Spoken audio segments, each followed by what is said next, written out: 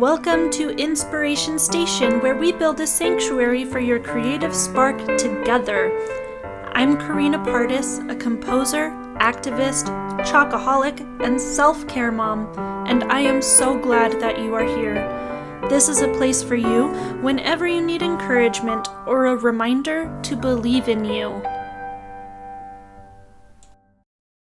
In the past few episodes, I've mentioned how rituals can help us in our gratitude, play, and story or mantra making. So I wanted to discuss more specifically about what a creative ritual and routine is and how to create one. A ritual is a solemn ceremony with a series of actions performed according to a prescribed order. It's something that we outline and do for a specific purpose. A routine is a sequence of actions regularly followed. It is a fixed program. So these two things are fairly similar. Sometimes it's really hard to see the differences between them. But when I look at them, I view the routine as the actions that help me perform the ritual. Routine can happen outside of ritual, but it can also help shape and form the ritual. They work together to create the system that upholds our creative practice. Scott Belsky, the chief product officer from Adobe, said, "It's our routine, or lack thereof, our capacity to work proactively rather than reactively, and our ability to systematically optimize our work habits over time that determine our ability to make ideas happen." And James Clear, the author of Atomic Habits, said, "You do not rise to the level of your goals. You fall to the level of your systems. Your goal is your desired outcome. Your system is the collection of daily habits that will get you there." So we cannot rise to our goals without creating a system of practice. Routines and rituals work together to help us get there. Let's talk about how to create these. I'm not going to give you a step-by-step process on this because I feel that routines and rituals cannot be compared to another person. It is something distinctly unique based off of your goals, your situations, your abilities. But I'm going to outline different things that you can consider, and whatever you choose to take or leave is perfectly okay. I think it's really important to give yourself the permission to not do things the way that you see other people do them. The first thing is we want to be able to stimulate the same setting repeatedly in order to train our brain to action. That can look like a space that you make specifically to stimulate your creative spark. It could be a mantra that you say, like we talked about last time, being able to have something that you repeat to yourself that gets you in that state of mind. But whatever it is, we want to build a routine that works into a ritual that allows us to know that we are in our creative setting right now and that it's repeatable. It's not a one-time thing that you can only do on the night of a full moon in spring, right? We want to be able to have something that can happen whenever we look to make that happen. Gretchen Rubin, the author of The Four Tendencies and The Happiness Project, said, "Over the long run, the unglamorous habit of frequency fosters both productivity and creativity." Doing things over and over is often unglamorous. It's not always fun or shiny or something that is Instagram worthy. By the way, your creativity never needs to be Pinterest or Instagram worthy in order for it to be good or meaningful.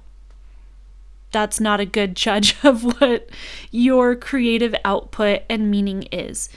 But that frequency and having that habit built into your system is what nourishes the productivity and your creativity that you're looking for. Things to consider adding to your routines and rituals according to your needs and what makes you happy and excited and ready to go. Think about how you stimulate the five senses when you are working. There's what you see. It's the lighting, the colors around you, the scene, the mood and tone of the area that you are in. What we hear, that could be music, It could be a mantra. Even background noise adds to it. If it's helpful for you to be outside where you can hear birds or just the wind through the trees, anything that you hear that can help stimulate your creative state of mind is what you're looking for. You could add taste to your routine or your ritual. Food, water, mints, snacks, whatever you need to help you. There's what you smell. There can be candles, perfume, food again, flowers. What you feel and touch can also be an important part of a ritual. It could be a fabric, different textures of things, a lucky charm, something soft and fuzzy. I often like to hold Douglas, my stuffed hedgehog, because he's so soft and fuzzy, and it's really calming to me and helps me be able to gather my thoughts a little bit better when I'm feeling frantic. In order to do these things and stimulate your five senses, it necessitates the removal of distractions. You can't be tuned into your body if you're being distracted. We need to mute the world. The first thing that I do to begin my creative ritual is I mute my phone and I put it away. It's not just mute it and have it next to me. I can't do that. It has to be somewhere else because otherwise I get pulled to it so frequently. And knowing that about myself, although sometimes discouraging, is extremely helpful because now I can take proactive action against that tug. Another removal of distractions could be going to the bathroom before you begin. Whatever it is that you need to do, removing distractions in order to tune into your body and starting with a breath can be a really helpful way to do that. These five senses help assign meaning to what we are doing. An important part of that is integrating or bringing together the different parts of ourselves. So we can integrate our body into these routines and rituals. That can look like movement, stretching, exercise, integrating your mind to things, meditations, mantras, gratitude practices that we've talked about before. Integrating your body with your mind is tuning into your emotions because emotions are interpreted in the brain and felt in the body. Being able to go through your whole body, just a body scan, and recognizing what are the sensations, what are the emotions, and what are the intentions can be a helpful thing to incorporate into your routines. That's something that I do, and it's very, very helpful to me. But again, no copying, utilizing the tools and resources that you have to build something that works for you. That's our goal. We also can integrate our space. The space around us is very important, and we're going to be talking next time about creating a sacred space of creativity. But that is an important thing to recognize with your ritual. Does your space lend to the creative practice and the system that you are trying to build, or does it distract from it? Lyza Fontana, who's a creativity coach, talks about the Sher Principle, S-U-R-E, and it stands for sequenced action. We also want simple actions, which is like the domino effect. We have this a lot with bedtime routines.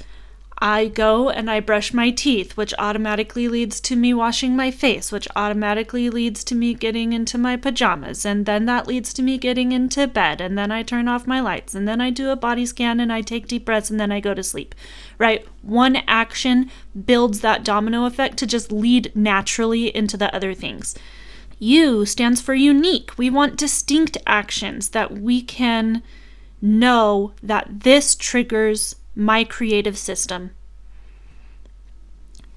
R is repetition. It needs to be repeatable. And E is super important, enjoyable. If we do not enjoy this routine or this ritual that we create, we're not going to do it. And it's not going to help us at all. So find things that spark that joy. Find things that you're looking forward to. Oh boy, I'm so excited to go and start my creative ritual so that I can be jazzed up and ready to work. As we're integrating these things, remember that your body hears everything that your mind says, and it will react to that, and it will build upon that, and you have that energy then stored in your body that your mind feeds off of. It's a cycle that you get to build.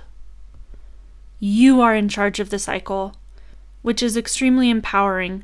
There are always extraneous circumstances that can happen that don't allow you to take full control the way that you want to. You still have power inside of you to be able to build where you are. Lyza Fontana has a wonderful article that talks more about routines and rituals, and that link is in the description. Other things to consider when creating a routine or a ritual. Timing. So important. This could be your circadian rhythm, our cycles of sleep, our cycles of energy. When during the day are you most energized or most creative? A lot of people tend to put this into the box of, are you a morning person or a night person? I don't like that at all. I have 3 kids, and I often don't get to decide if I'm a morning person or a night person just because of my current living situation. And so I instead like to say, I am a creative person. When will I be able to create today?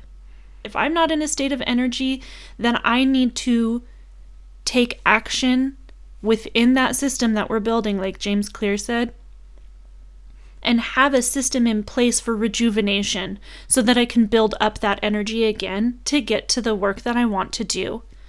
With all of this, we want to keep our routines and rituals simple and accessible. If it is so complicated that you have so much setup, it's not going to happen. And when we think about making it accessible, accessibility is just all about having the tools to do things better. So think about the access that you can create for yourself.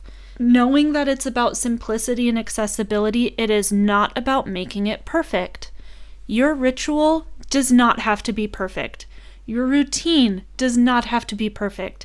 It is not like a gymnast on the floor who has to perform their routine the same perfectly every single time, every hit there, or else it's wrong. That's not what we're going for. We are going for something that makes you feel good. Something that helps put you in the state of mind that will allow you to create your best work. And a lot of that deals with self-compassion, knowing that we mess up sometimes and giving yourself the grace to not judge what you're doing, but instead celebrate what you are able to do. I want you to allow your magic to be seen by all, but it has to be seen by you first. The actress Mariel Hemingway said, "A daily ritual is a way of saying, I'm voting for myself. I'm taking care of myself." I believe that you are worth your own vote. I believe that you have the power to create a system for yourself that can hold up your entire creative potential and help you get there. You are capable of achieving your goals, and a routine built into creating a ritual is merely a tool to help you get there. Your creativity is not determined by whatever ritual you create, and also your rituals are totally allowed to change. You are not a static being. You evolve, you're constantly changing, and so your routines and rituals naturally are going to change with you. When I use my rituals, it helps me remember who I am and why I'm doing what I'm doing. It brings my identity into clear focus so that I can tap into my life experiences and create meaning out of them. I believe that as you, on purpose, create the time to build off of your creative spark, that you will be able to better recognize creativity and art in whatever form that takes for you, changes the world and makes it a better place. Thank you so much for listening. I'm excited to talk to you again soon. Until then, stay creative.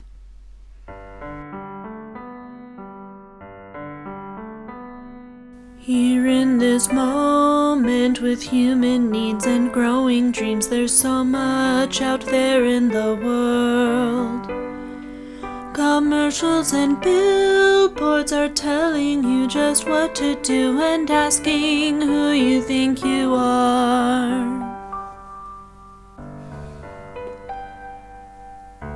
Which voice will you listen to?